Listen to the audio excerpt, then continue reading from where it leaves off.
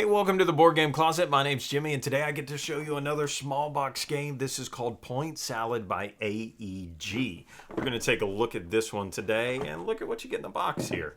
So this comes in a box that, even though this is a small box game, this is what you get in the box. But I don't really fault them for it because I personally prefer boxes that are at least this big.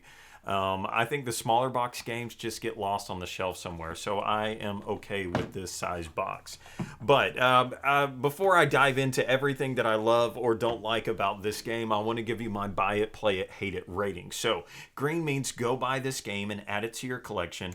White means maybe you wouldn't buy it, but you definitely play it. And then red means don't buy it, don't play it because you hate it. Point Salad gets from me a green rating. You should go buy this game. It's great. It's inexpensive. It's easy to teach.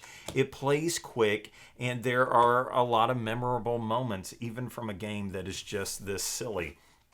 Now, Point Salad, this plays on a board gaming term where at the end of a game, you will get points from all kinds of ways, various things. If you have 3 of this or 4 of those, or you lose points for that.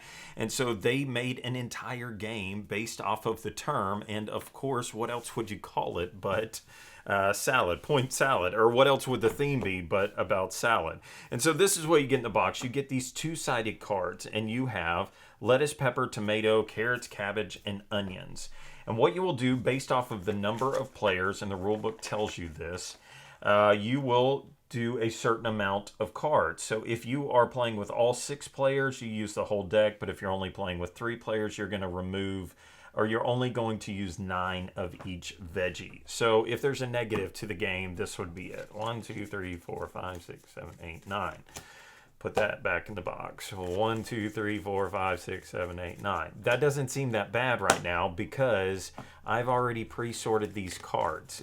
So basically every round of the game, or every time you're done playing the game, sort them back out, put them together, and you're ready to go. But if any of you have ever played a deck building game, this is not that hard to do.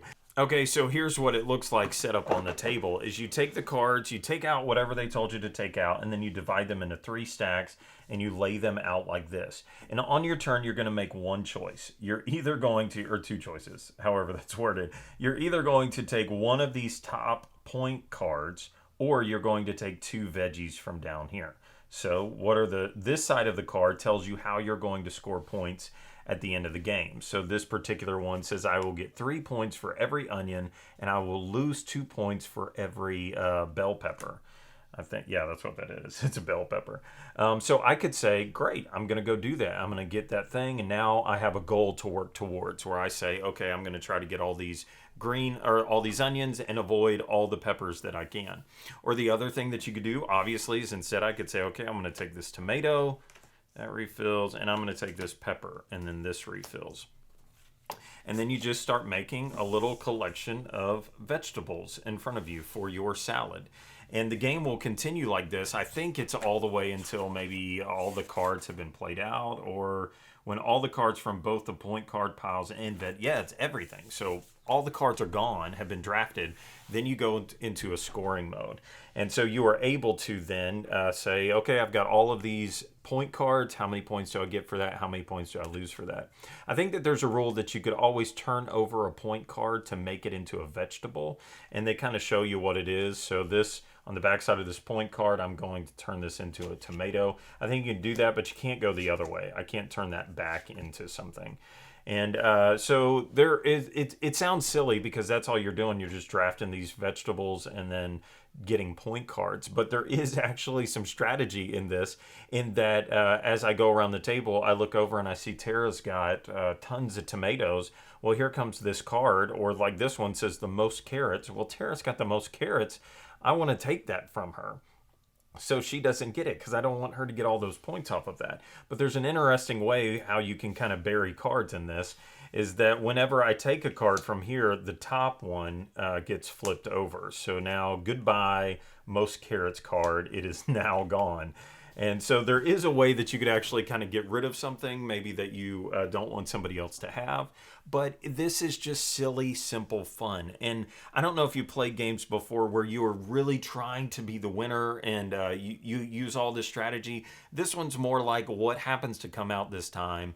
And there is strategy. I'm not saying that there's not. There is strategy in what am I collecting and which ones do I want to try to go for. There's strategy in that. But there's a whole lot more of that experience in a game where you're like, man, this round, it all fell in place for me. Yeah, do you remember the time when I got all those peppers and then on the last round, that one card came up and then I scored all those points? Or the whole round, I was looking for one more stinking lettuce and it never came out. Like that kind of an experience you're going to have with this game. It plays 2 to 6 people. It's another high point for this one.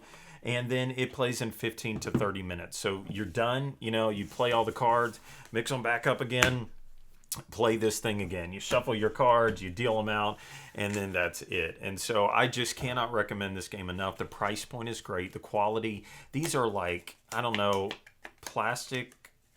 They're not plastic cards. I think they're still paper, but they just feel different. They don't feel like a regular playing card. Like I can do the whole shuffle thing and people cringe, and I'm not as worried about these for some reason. So I don't know what the technical printing term is, but they're a little bit different.